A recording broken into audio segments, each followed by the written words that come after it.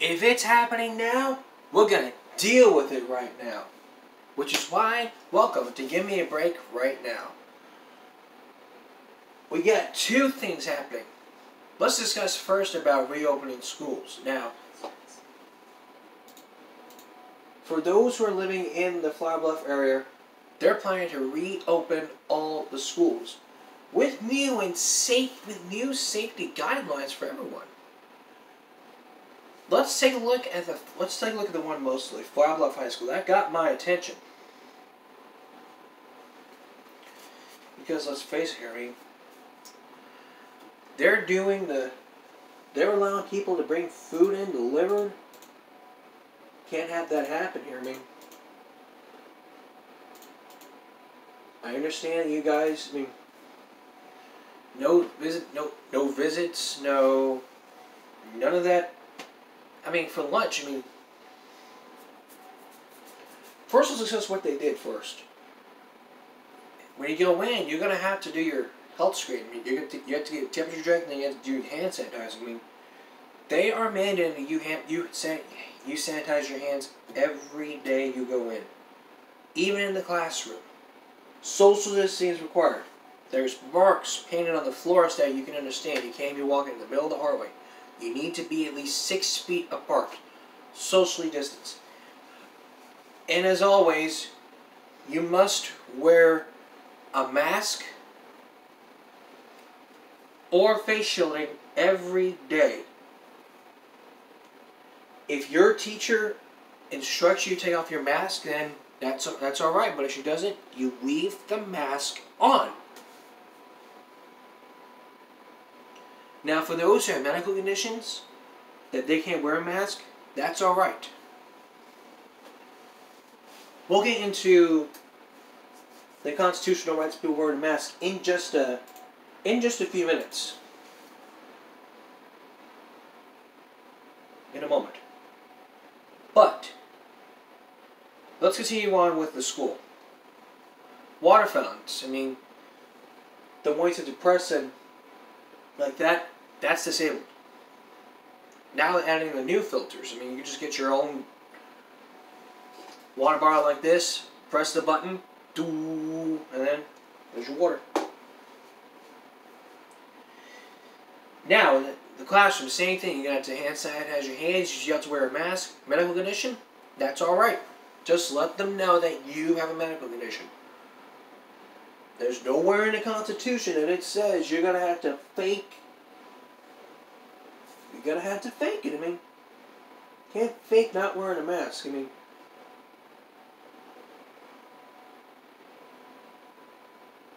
Flower Bluff ISD is working very, very hard at this. I mean, and you will come into the cafeteria.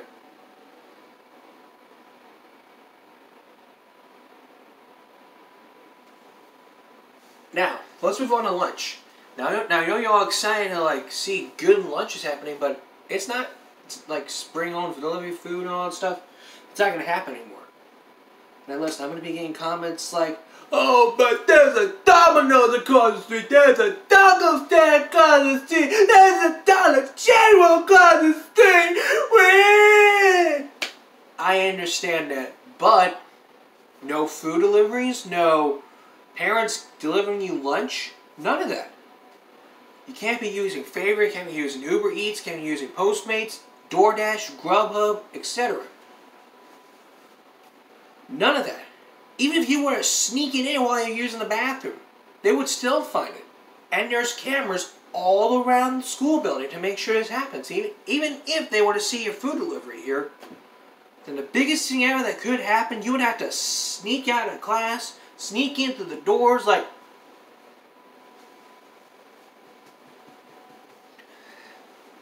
go get the food, and then quietly sneak back in, like a little bunny. And yet they still catch you on camera. But that little bunny, I gotta work on my bits. And even think you're still doing your stealthy little ninja, you're still gonna get caught on camera. But the dress code is still the same. No hats, no hoods, no tank tops, no solid colors, no red on red, none of that. Only thing you need to have is your mask and your hand sanitizer. I think if I think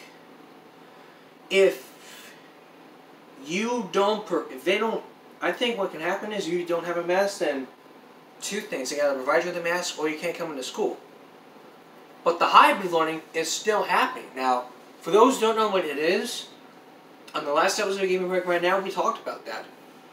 1 week in-person learning, the other week is the remote learning. And it'll be switched up. It'll be a new schedule, but it'll be a new schedule. Just like that. Now, let's move on to your attendance. Most important, it is the attendance. You've heard me talk about this on this show before. Every state has truancy. Every single state you go to, there's truancy everywhere. Every single state you go, Arizona, Texas, California, Florida, New Jersey, North Carolina, etc. Every of the 50 states has truancy laws. The state of Texas, when Texas Education Agency says, you want to get credit, you have to see the 90% or above. Pass all your classes. Attendance matter, grades matter. So, if you got your grades up for when you did your remote learning, when you guys get back on October 5th, you need to make sure you're caught with your grades. Your grades are your responsibility. If you didn't complete that assignment on August 13th because you were busy playing Fortnite or whatever, that was your responsibility. And when your teacher says you owe the math quiz or English quiz or whatever, and you come with a lame excuse like, I was busy playing video games, I was at work. It doesn't matter. You were responsible for that.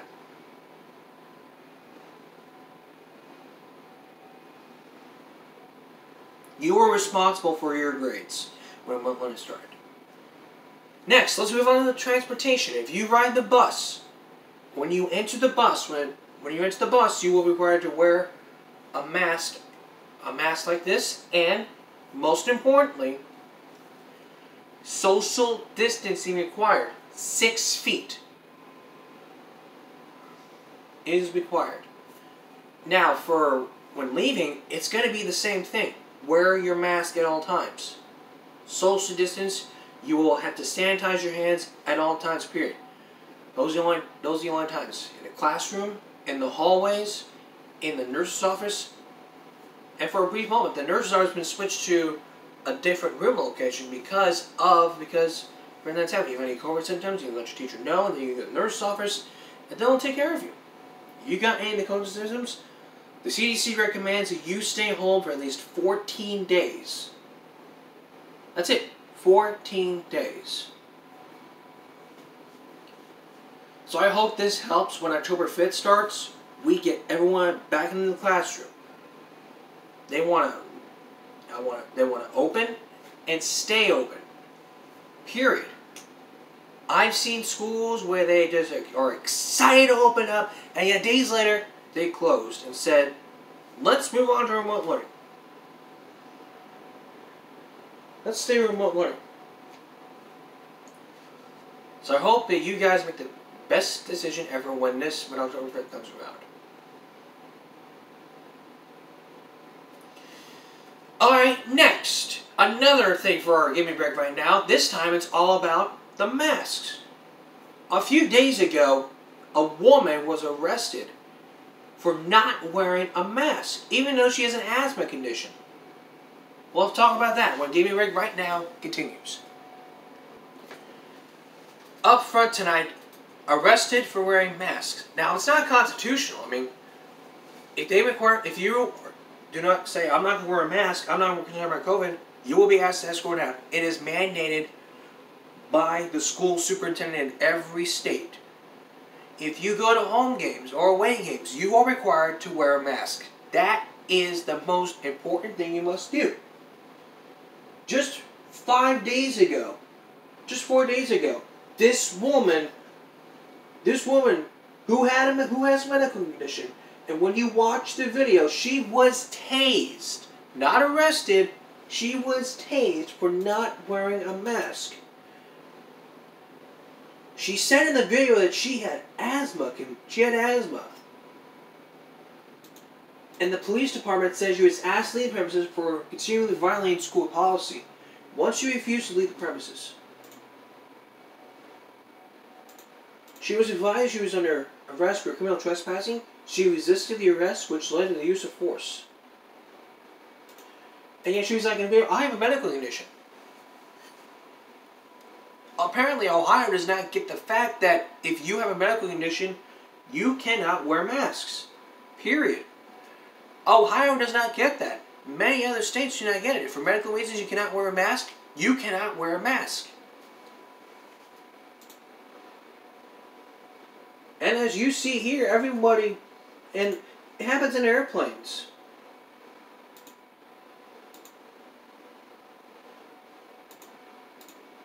It just doesn't matter whether or not you don't like wearing masks. I understand it fogs up in classes and stuff, but that's all we have to do. We have to protect our health. I'm willing to protect my health. You have to be willing to protect yours. Don't be giving people a hard time by saying, I'm not going to wear that mask because of this and that. And if you have a medical condition, and they tell you, they tell you to wear a mask, and you say, I'm sorry, I can't have a medical condition, you ask them for paperwork, just say, I'm not going to call my doctor and prove it to you.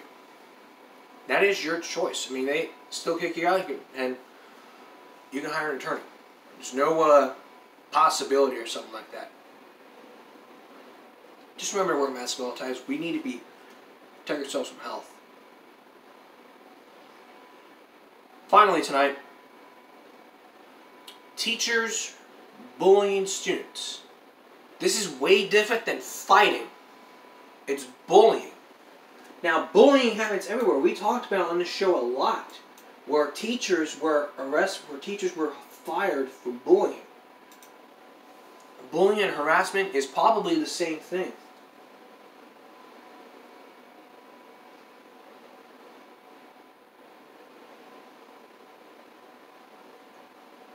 And there were studies out there that showed that, if not years ago, 160,000 children stay home school because of fear of being bullied.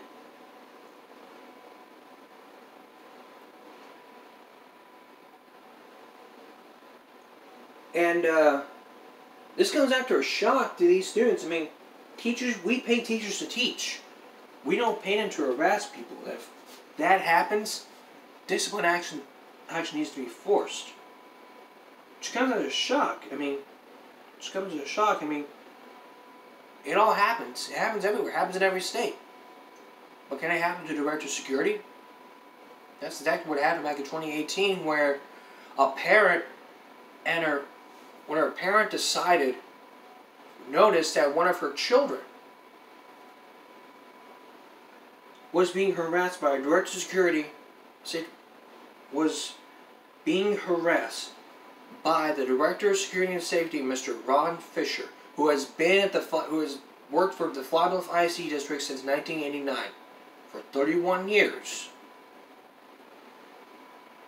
Now, this was just one parent. I've learned in this experience, that many of the parents have had similar complaints about this. I mean, just listen. He sniffed lipstick. He was flirting with women. He was blackmailing students. And in fact, what I heard was one of the students audio recorded the conversation. And if that audio recording was still there, I would have played it for you. But it wasn't there. One of the parents, which I'm not going to be naming in the situation, told me everything that happened. And it happens anywhere. She said, and I quote, his job is to harass students every day. Now today, Mr. Fisher was at the game. I couldn't just confront him about it, but I decided to hold off until the right moment. Too many witnesses. There's too much people here. I mean, they're going to be hearing about the situation, and then his wife will be listening on the conversation, and yet there's going to be drama everywhere, and then two sides of every story. Now, before all that, the parent went to the board, and they did nothing about it. Neither did the assistant principals. They actually did nothing. All they did was just listen in and say, we'll take care of it, and they didn't do anything. She reported to the board, and they didn't do anything. The members of the board, I don't know who was the member of the board back then, but if there was two members of the board, they need to be replaced. I think on election time, when this issue is being up front, it needs to be not just the assistant principals who goes, but the members of the board who heard about this and ignored it need to leave.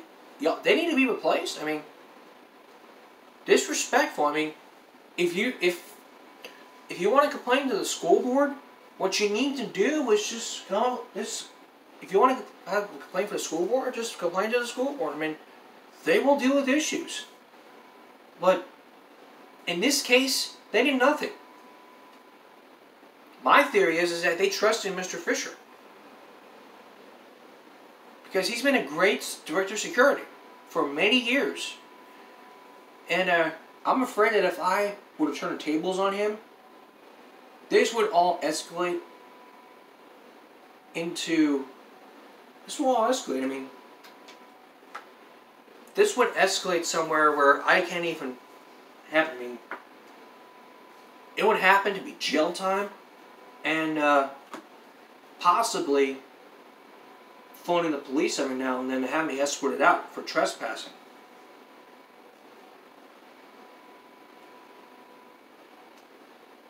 If I confronted him with these allegations, he would say it's false.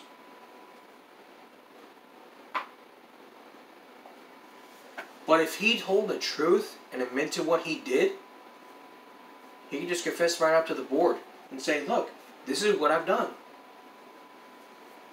And yet when the board hears about this, it's going to be up to the superintendent's decision. But none of you know this, because it is the duty of the superintendent to monitor the director's security and safety, to make sure he knows what he's doing.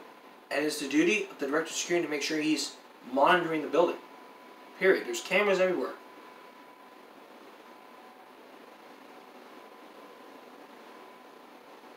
Something needs to be changed right now, and if something does not happen here, this is going to get escalated. He's going to continue to harass students. He's going to continue getting away with it.